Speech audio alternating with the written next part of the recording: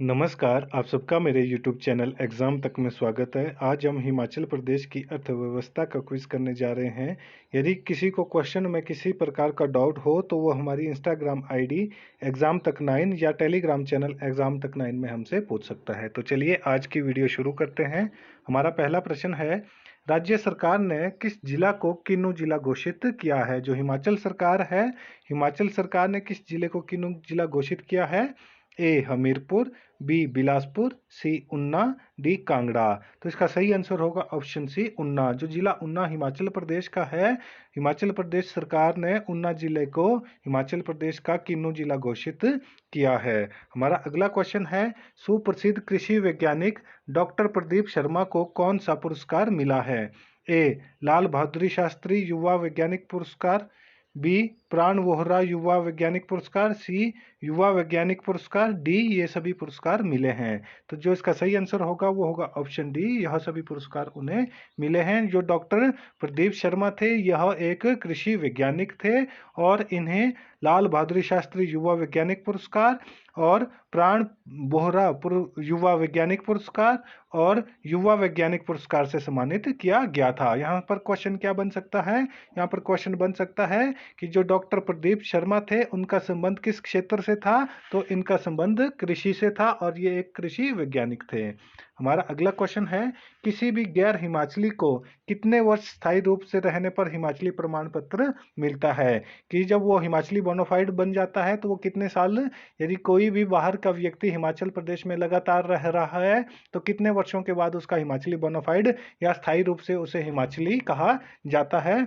ए 5 वर्ष के बाद, बी 10 वर्ष के बाद, सी 15 वर्ष के बाद, डी 20 वर्ष के बाद।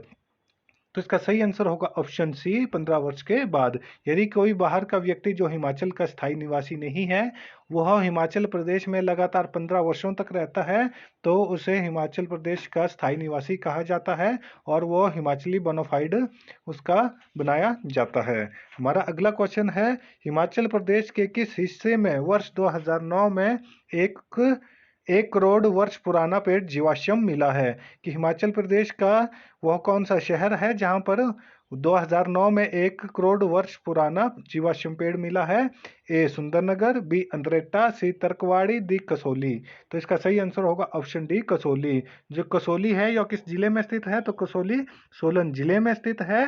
तो सोलन जिले के कसोली में ही वर्ष 2009 में 1 करोड़ वर्ष पुराना जीवाश्म पेड़ मिला है। और ये जो क्वेश्चन है ये मोस्ट इंपॉर्टेंट क्वेश्चन है, कसौली से क्वेश्चन बनते हैं।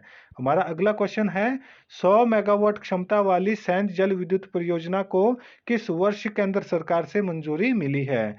ए वर्ष 2004 में, बी वर्ष 2005 में, सी वर्ष 2006 में, डी वर्ष 2009 में। तो इसका सही आंसर होगा ऑप्शन डी वर्ष 2009 में। जो 100 मेगावाट वाली सैंज जल विद्युत परियोजना है उसे केंद्र सरकार से वर्ष 2009 में मंजूरी मिली है। यहाँ से क्वेश्चन क्या बन सकता है? क्वेश्चन बन सकता है कि सैंज जल विद्युत परियोजना किस जिले में स्थित है? तो यह कुल्लू जिले में स्थित है। और दूसरा क्वेश्चन क्या पूछा जा सकता है कि सैंज जल विद्युत परियोजना किस नदी पर बनाई गई है? तो यह सैंज नदी पर ही बनाई गई है। और यहाँ पर अगला क्वेश्चन पूछा जा सकता है कि सैंज जल विद्युत परियोजना की बिजली क्षमता कितनी है? तो उसकी जो बिजली क्षमता है वो 100 मेगावाट उसकी क्षमता है। हमारा अगला क्वेश्चन है, रामपुर जल विद्युत परियोजना की क्षमता क्या है? ए 260 मेगावाट, बी 320 मेगावाट, सी 412 मेगावाट, डी 500 मेगावाट। तो इसका सही आंसर होगा ऑप्शन सी 412 मेगावाट। जो रामपुर जल विद्युत परियोजना है इसकी जो बिजली उत्पादन की क्षमता है वो कितनी है? वो 412 मेगावाट है। और यहाँ से क्वेश्चन पूछा जाता है कि रामपुर जल विद्युत परियोजना किस जिले में स्थित है? तो यह शिमला जिले में स्थित है। और जो अगला एक और क्वेश्चन यहाँ से पूछा जाता है कि रामपुर जल विद्युत परियोजना किस नदी पर बनाई गई है? तो रामपुर जल विद्युत परियोजना सतलुज नदी पर बनाई गई है। और इसकी जो बिजली उत्पादन की क्षमता है वो कितनी है? वो 412 मेगावाट है। हमारा अगला क्वेश्चन है, केंद्र सरकार द्वारा स्वीकृत 2 नए नेशनल अभयारण्य हामटा व पार्वती किस जिले में स्थित है? ए शिमला, बी मंडी, सी कुल्लू, डी चंबा। तो इसका सही आंसर होगा ऑप्शन सी कुल्लू। जो कुल्लू जिला है, कुल्लू जिले में ही जो नेशनल अभयारण्य हामटा और पार्वती है वो कुल्लू जिले में स्थित है। हमारा अगला क्वेश्चन है, वर्ष 2009 के अंत में हिमाचल प्रदेश बिजली बोर्ड का नाम बदलकर क्या रखा गया? ए हिमाचल बिजली board limited, B Himachal Pradesh राज्य बिजली बोर्ड लिमिटेड कंपनी, सी राज्य बिजली board limited, D Himachal Pradesh बिजली संचार बोर्ड। तो इसका जो सही आंसर होगा वो होगा ऑप्शन बी हिमाचल प्रदेश राज्य बिजली बोर्ड लिमिटेड। जो हिमाचल प्रदेश सरकार है, हिमाचल प्रदेश सरकार ने वर्ष 2009 में जो हिमाचल प्रदेश बिजली बोर्ड है उसका नाम बदल दिया गया था। तो उसका नाम क्या रखा गया था? हिमाचल प्रदेश राज्य बिजली बोर्ड लिमिटेड कंपनी। और वर्तमान समय में हिमाचल प्रदेश में कितने यूनिट बिजली फ्री दी जाती है? तो वर्तमान समय में हिमाचल प्रदेश में 125 यूनिट जो बिजली है वो मुफ्त में दी जाती है। हमारा अगला क्वेश्चन है, हिमाचल प्रदेश में नई बिक्री व्यवस्था वैट कब लागू की गई थी?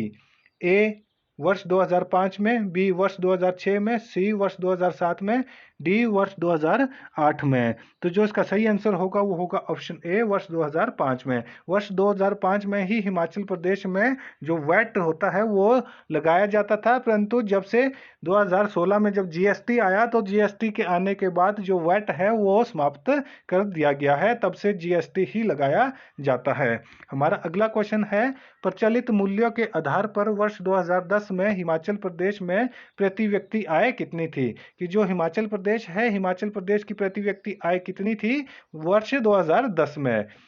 ए 49,211 रुपये, बी 32,696 रुपये, सी 45,640 रुपये, डी 56,402 रुपये। तो जो इसका सही आंसर होगा वो होगा ऑप्शन ए 49,211 रुपये। 49,211 रुपये हिमाचल प्रदेश के प्रति व्यक्ति आय जो थी वो कब की है? वो वर्ष 2010 के अनुसार है।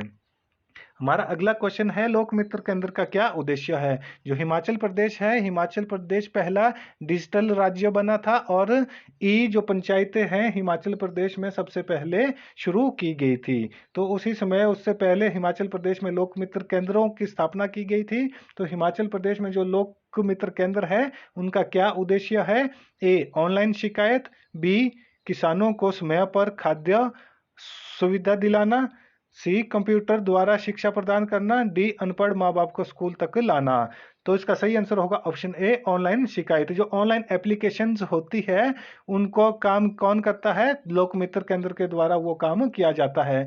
जैसे आज के टाइम में भी आप देखते हैं कि जब आप कोई भी सर्टिफिकेट लेना चाहते हैं तो वो लोक मित्र केंद्र के थ्रू आप उस एप्लीकेशन फॉर्म को फिल करते हैं। तो ऑनलाइन जो शिकायतें होती हैं, ऑनलाइन जो एप्लीकेशंस होती हैं वो लोक मित्र केंद्र के द्वारा उनको फिल किया जाता है। उसका उद्देश्य यही था। हिमाचल केसरी पुस्तक से सम्मानित डॉक्टर के.सी. राणा है एक सुप्रसिद्ध। जो के.सी. राणा है यह क्या थे? ये पूछा गया है। ये किस क्षेत्र से संबंधित हैं? ए कृषि वैज्ञानिक, बी अर्थशास्त्री, सी शल्य चिकित्सक, डी प्रशासनिक अधिकारी। तो इसका सही आंसर होगा ऑप्शन ए कृषि वैज्ञानिक। जो डॉक्टर के.सी. राणा है ये एक कृषि वैज्ञानिक थे और इन्हें केसरी पुस्तक से सम्मानित किया गया था। हिमाचल प्रदेश की जो केसरी पुस्तक है उससे इनको सम्मानित किया गया था। किसको? Doctor KC. राणा को। और यह एक कृषि वैज्ञानिक थे।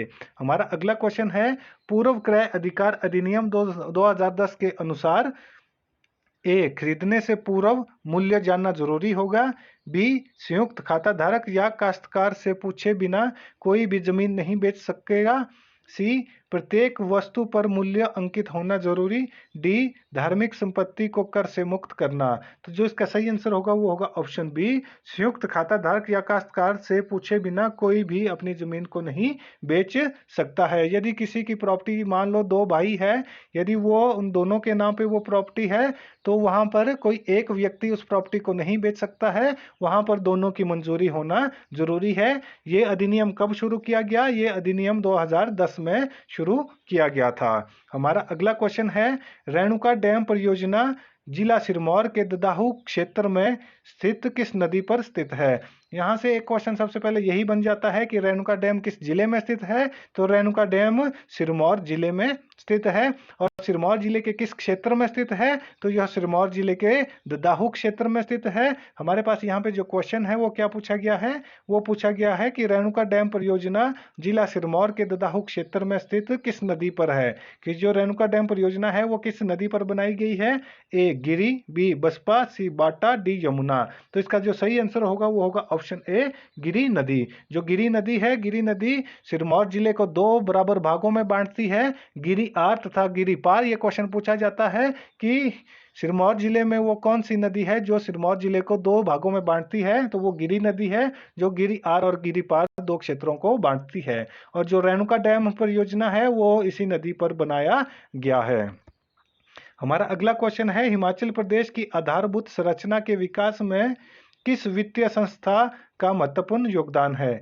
ए भारतीय reserve bank, B state bank of India, C राष्ट्रीय कृषि तथा ग्रामीण विकास bank, D Punjab national bank. तो इसका सही आंसर होगा ऑप्शन सी राष्ट्रीय कृषि तथा विकास ग्रामीण विकास बैंक। जो हिमाचल प्रदेश है, हिमाचल प्रदेश की आधारभूत संरचना और उसके विकास के लिए राष्ट्रीय कृषि तथा ग्रामीण विकास बैंक का महत्वपूर्ण योगदान है।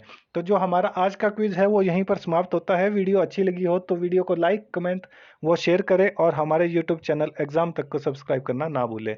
धन्यवाद।